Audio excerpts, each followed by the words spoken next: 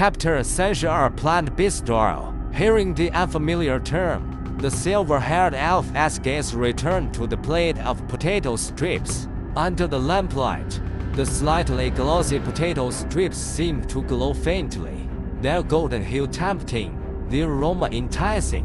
Mazzurno sniffed the air, surprised to find that, unlike the other dishes' scents, the potato strips indeed lack any trace of animal fat. Mazzurno lowered his eyes to the vegetable stew before him. Compared to the potato strips, it looked bland and unappetizing. But could changing their shape really transform the flavor so drastically? Go ahead and try it. Chris enthusiastically pushed the plate closer. Levi's is the best restaurant in Dall City. Missing out on this would be such a shame. The elf's gaze fixed on the potato strips. Though he didn't respond, he picked up a fork under the group's eager stares. Mazzurno speared some strips and put them in his mouth. The crisp texture startled him as he chewed. In his mind, cooked potatoes were soft and mushy, and only raw ones were crisp. But this had no raw potato as bitterness or earthy taste, salt, sourness, spice, and the potato as faint sweetness blended into an exquisite flavor he'd never tasted. How could this be? Potatoes could be this delicious. Was this human ingenuity? Mazzurno stabbed his fork into the plate, twirling it to gather a large mouthful of the long, thin strips like noodles. He didn't take careful culinary delights. Food was just fuel. Yet now, he couldn't resist the craving, eagerly devouring the dish. Try this too. Someone brought a bowl of rice and a spoon. The best pairing for these dishes is the rice sold at the supermarket. Plain white rice, with no added flavors, was the perfect complement to Chinese cuisine. The elf's green eyes locked onto the small bowl, filled with glossy, pearl-like grains, steaming with a warm, sweet fragrance. What is this? Mazzurno didn't recognize it. What plant is it? It has rice, Chris explained. Rice, as an elf attuned to nature. Mazzurno had never heard of such a plant, but that didn't stop him from trying it. He scooped a heaping spoonful and put it in his mouth. It was sweet. The starch and sweetness melted on his tongue, the soft texture making him squint his emerald eyes in satisfaction. His pointed ears twitching. Wait, Irene hurriedly said. Mr. ELF, rice is meant to be eaten with the dishes. Paired with dishes. Mazzurno followed her advice, placing potato strips on the rice and scooping them together.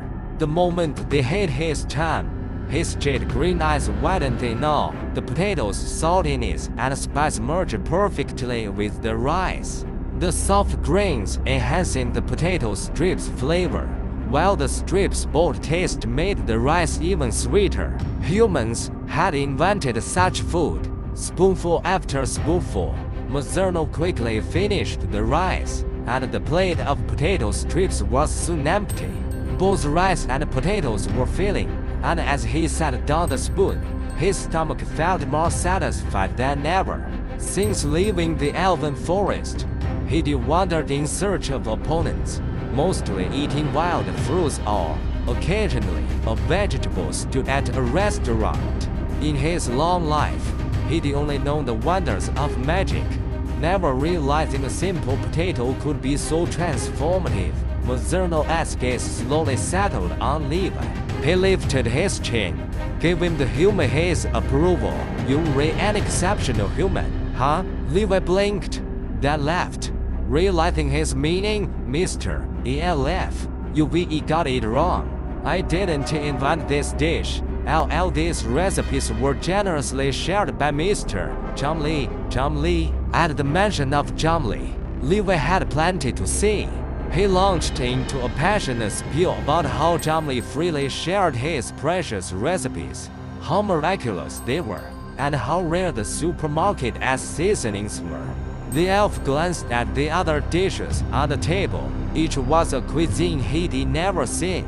but most contained animal meat, unlike the purely vegetarian potato strips. Still, it didn't diminish his renewed impression of John Lee, the one who invented these recipes. Even if not a powerful mage, was surely an outstanding chef. Too bad the supermarket has closed for 5 days. Levi said regretfully. Otherwise, you could meet Mr. John Lee in person. He is truly remarkable. Mazzurno nodded eagerly. I'll wait 5 days for him. Huh? 5 days from now? I'll challenge him. Chris chimed in. This elf heard Dark City has a powerful mage and came specifically to challenge Mr. John Lee. He is the one who defeated the card mage, Leon. The statement turned heads across the restaurant. The news of great mage Leon's defeat had already spread to Dark City, sparking endless chatter. No one expected the figure from those rumors to be among them. The crowd buzzed. That is him. An elf? That is rare. He is challenging Mr. John Lee.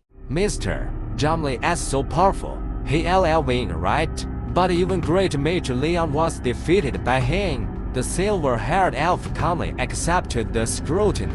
The elf who defeated great mage Leon was now challenging John Lee. The news swept through the restaurant like a whirlwind, soon to spread across Dark City as diners left.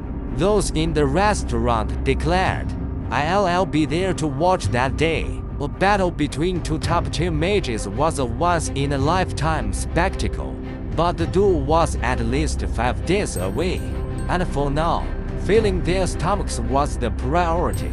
With many customers still waiting, Levi returned to the kitchen, and the others at the table dug in. Perhaps their enthusiasm was infectious, because Mazzurno, touching his stomach and recalling the potato strips and rice, still felt unsatisfied. His elven reserve kept him from asking for more, and the others, immersed in their meal, didn't notice. Soon, his eyes fell on the vegetables too. Winter vegetables were rare, making the stew pricier than most beast meat. He picked up his fork, spearing a wilted piece, and put it in his mouth. Mazzurno, he set the fork down. At night, Chris and his companions brought the silver-haired elf to their home. With their large group, they rented a spacious house, and even with 5 of them, there was a spare guest room for the elf, lighting the fireplace. The room warmed quickly, and the group, chilled from a day in the snow, sat around it, sighing contentedly. Mazzurno shed his gray cloak and sat by the fire. The crackling flames cast a warm glow on his refined features, his silver hair shimmering like moonlight. The fire danced in his jade-green eyes. After a long pause, he resolved, I need to earn money. His words startled the drowsy adventurers. What? Mazzurno turned to them. Can hand him beasts earn money? Mr. Mazzurno, on the way back, did they exchange names? Chris asked, puzzled. Why do you need money? To eat potatoes. The elf said solemnly. For the next 5 days, I want to eat those potatoes every day. Chris had paid for dinner, insisting on treating him.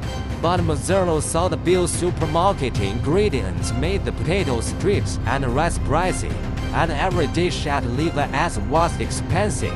Even if they were cheap, he couldn't afford them. He didn't have a single copper coin. The group, Chris and his companions exchanged looks. He said, we still have plenty of the bear mission as reward enough for you to eat at Levi's every day, and the elf's eyes brightened. And with so many delicious foods, why stick to just potatoes? Irene chimed in loudly. You're in Dark City, and eating only one thing is such a waste.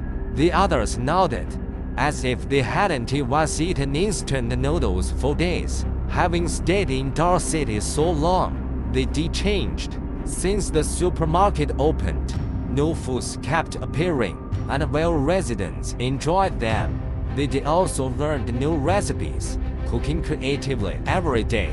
Their kitchen had a wok and plenty of seasonings. Their cooking just wasn't as good as Levi's. As the best cook in the house, Chris stepped up. "Let us have hot pot tomorrow." "Mazzurno hot pot." He'd heard of it. "Tomato hot pot, don't worry. It is all vegetarian." 5 days passed in a flash. After seeing Lin Xingru off at the airport, Zhang Li woke early the next morning as his alarm rang. He didn't linger in bed. Quickly shut him off the alarm and get him up. He changed into clothes bought in the other world, freshened up, and went downstairs to open the supermarket. Lin Xingru's sudden visit had caught Zhang Li unprepared, leaving him just enough time to put up a closure sign without explanation, closing for 5 days abruptly. He wondered if the other world as customers could adjust. Not that he was vain, but his supermarket as business was booming, a daily staple for Dar City as residents, flipping the hourglass. He arrived in the other world in a blink. Looking up, Zhang Li saw a crowd outside the glass door, eagerly awaiting the opening. The moment the supermarket appeared, the crowd surged like boiling water. As expected, they were impatient. Having seen this before, Zhang Li wasn't flustered. He'd stocked enough goods to handle the other world as enthusiasm. As the doors opened, the crowd shouted excitedly, "He is here! Mr. Zhang Li is finally back! I waited 5 days, and it is finally open! Mr. Mazzurno has been waiting too. Now that Mr. Zhang Li is here, you two can finally do." "Wait!" Zhang Li froze mid-motion. "Do? What do?" He hadn't heard of this. Only then did he notice that, despite the packed street, the crowd had parted, leaving a long male elf with pointed ears standing at the front. Tall and graceful, with stunning silver hair and lake green eyes, he matched Zhang Li as ever imagining of an elf. But he held a staff, its magical crystal glinting coldly in the sunlight. His sharp gaze fixed unwaveringly on Zhang Li. "You read Zhang Li?" Mazzurno studied the man.